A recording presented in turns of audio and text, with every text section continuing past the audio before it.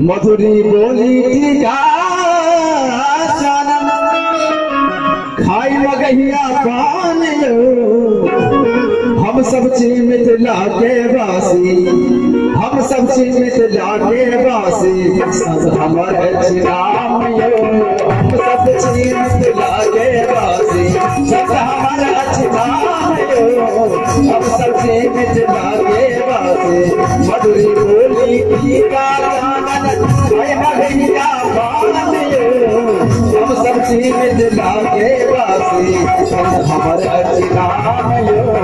हम सब चीज मिथिला के वासी हमर नाम हम सब चीज मिथिला के वासी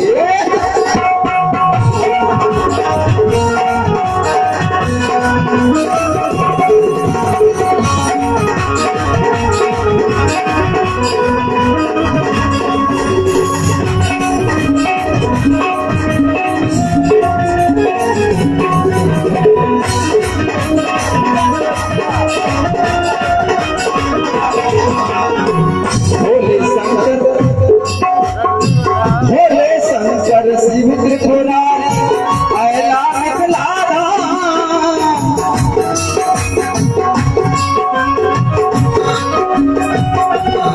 उगना बन का विद्यापति के वैलन सगरो उगना बन का विद्यापति के वैलन सगरो गुरता धोती लाला मेछा गुरता धोती लाला हमर पहचान हम सब चीज मिथिला के वासी मिथिला के वासी संत हमारा हम सब चीज मिथिला के वासी संत हमारा हम सब चीज मिथिला के वासी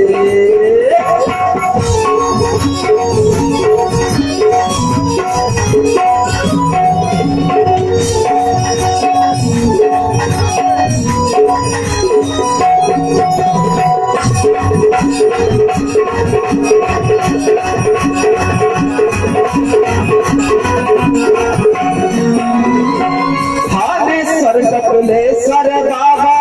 बाबा कुशेश्वर धाम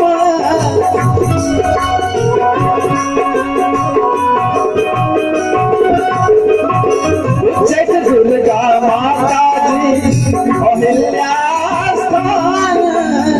उच्चैठ दुर्गा माता जी अहिल्या स्थान केनु समाज के केनु समाज के जट जटिन काम हम सब चीज मिथिला के वासी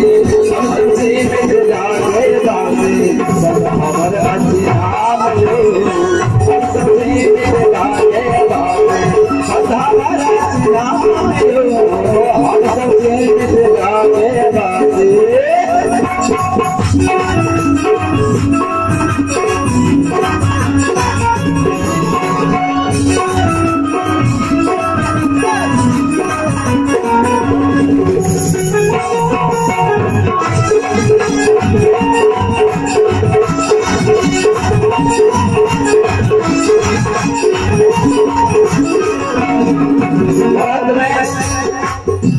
दही चूड़ा तरुआ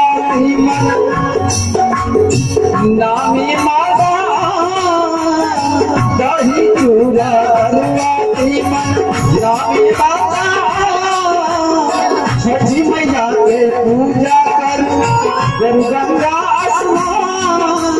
छठी मैया के पूजा करू गंगा स्नान सबके हाथ सबके हाथ जोड़ी कर मिथिला के प्रणाम हम सब चीज मिथिला के वासी सब हमारा नाम हम सब चीज मिथिला के वासी सब हमारा हम सब चीज मिथिला के वासी हमारा नाम